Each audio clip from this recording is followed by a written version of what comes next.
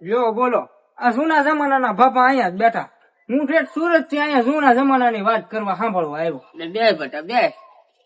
એટલે આમ દાદા 1970 માં આમ મકાન બકાન કઈ હતા કે આવું સ્લેબ પડતા ને ધાબા ને એવું કઈ હતું કે? લા ભાઈ ધાબાની ચા કરશો? ધાબુ તો હું નળિયા વિલાતી ની દેશી નળિયા અને ઈટરાટા ભીડી રહેતા બધા. એટલે આમ પેલા આમ કઈ માલઢોર કે તબેલા એવું કઈ હતું? નહીં એવું નતું, પણ એ કે ગા રાખતા અને ઈ ગાય દોવા દે તાલે દૂધ ખાય અને કોક ને દે, બે જણા ને બીજા ને સાદા મંદો છો હોય તો આપે દૂધ અને નકર પછી ખાય પીને મજા કરે. એવું હતું એમ? હા એવું હતું. હા અત્યારે તો બધું સકી ગયું. અને આમ પેલા આમ કાક ખાવાનું કઈ રીતે હતું?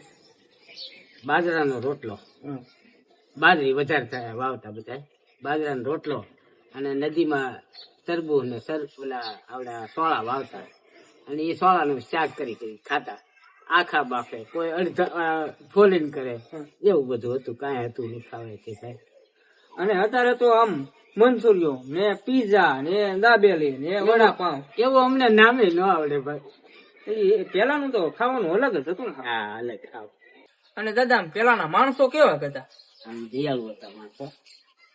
જો કોઈ કોઈની ઘેરમાં કાંઈ ન હોય તો એકબીજાને દે લે, એવું હતું. આમ દયા હતી. અને અત્યારે તો તારા ઘરમાં હોય તો તું ખા, મારા ઘરમાં હોય તો હું ખાવ, એવું હતું. પેલાના માણસો ખાતા. અત્યારે તો કોઈનું છે નહીં એવું લાગે. અત્યારે તો પણ એવું જ લાગે ને. તમારી બધી ટેકનોલોજી ને ઓલી આવી ગઈ છે. ટેકનોલોજી ટેકનોલોજી આવી ગઈ. બોલતાય ન આવડે અમને, પાછો ઠીક કહીએ અમે. અત્યારે છે ને જમાનો આખો ફરી ગયો. તમે અત્યારે 2000 નું કામ કરો તોય તમે એમ કહો કે કઈ અમારી પાસે કઈ વધતું નથી. 12 રૂપિયા દાડી મેં કરેલી છે.